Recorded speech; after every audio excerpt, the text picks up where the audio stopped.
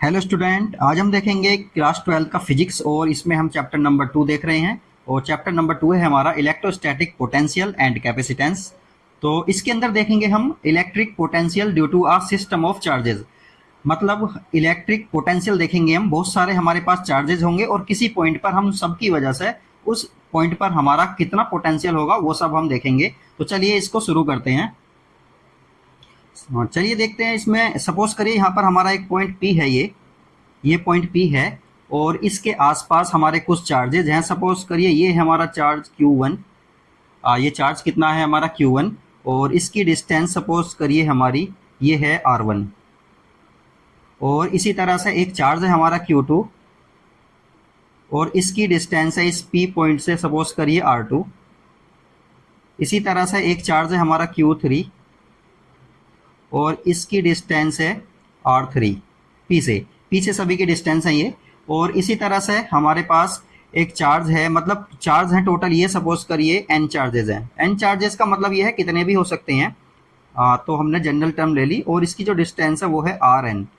तो देखिए इस पॉइंट पर हमारा इसकी वजह से एक पोटेंशियल होगा, इसकी वजह से भी पोटेंशियल होगा, इन सब की वजह से पोटेंशियल होगा। तो सबका पोटेंशियल हम अलग अलग फाइंड आउट करेंगे और सबको ऐड कर देंगे। तो P पर हमारा टोटल पोटेंशियल कितना होगा वो हमारा आ जाएगा। ये जो है डेरिवेशन थोड़ा इंपॉर्टेंट है, तो आप ध्यान से देखेंगे इसको। अब देखेंगे हम एक लाइन में लिखता हूं तो ध्यान से देखेंगे। इलेक्ट्रिक पोटेंशियल को मैंने EP लिख दिया है। Electric potential at point P पर इलेक्ट्रिक पोटेंशियल फाइंड करना है ड्यू टू चार्ज Q1 की वजह से। देखिए इस पर कितना पोटेंशियल होगा। सपोज करिए वो पोटेंशियल है हमारा V1 और हम इसका फॉर्मूला जानते हैं। पोटेंशियल का फॉर्मूला किसी पॉइंट चार्ज की वजह से कितना होता है, 1/4 pi epsilon not Q1 upon R1। देखिए Q1 तो ये रहा हमारा और इन दोनों के बीच की डिस्टेंस है R1। इसी तरह से हम बाकी को भी फाइंड आउट कर सकते हैं, V2 को भी फाइंड आउट कर सकते हैं, 1/4 pi epsilon not Q2 upon R2। और इसी तरह से V3 को भी हम फाइंड आउट कर सकते हैं। V3 भी हमारा कितना हो जाएगा, 1/4 pi epsilon not Q3 upon R3।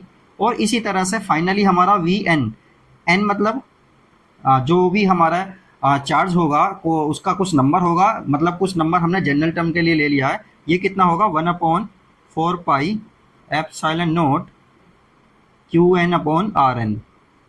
तो ये हमारा हो गया है।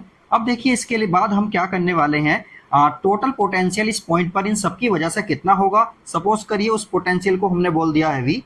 तो देखिए वो V कितना होगा हमारा, V1 होगा प्लस V2 प्लस V3 और प्लस कहाँ तक जाएगा ये, Vn तक। Vn मतलब जितने भी हमारे पास चार्जेस होंगे उनका सबका पोटेंशियल हम ऐड कर देंगे। तो देखिए इन सबका फॉर्मूला, इन सबको क्या करेंगे, हम सबकी वैल्यूज को पुट करेंगे। और यहाँ पर आप देखेंगे 1/4 पाई एप्सिलॉन नॉट सभी में कॉमन आ रहा है, तो मैं इसको सभी से कॉमन ले लेता हूँ।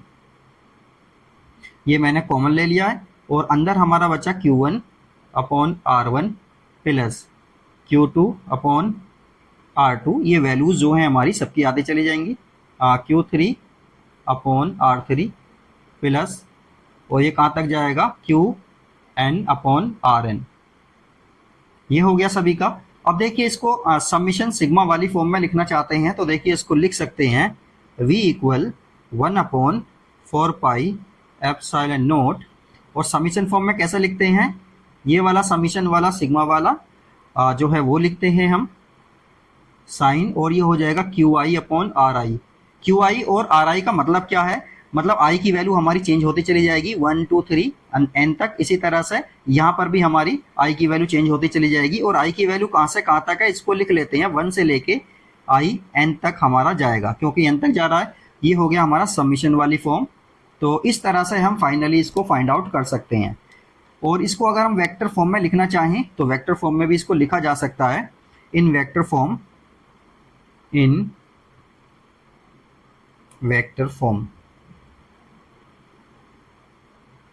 देखिए वेक्टर फॉर्म में पोटेंशियल तो हमारा क्या होता है, स्केलर क्वांटिटी होता है, लेकिन इसको जो है हम जो हमारा वेक्टर होता है, कौन सा वेक्टर, पोजीशन वेक्टर, उसकी फॉर्म में हम इसको लिख सकते हैं। तो चलिए इसको देखते हैं।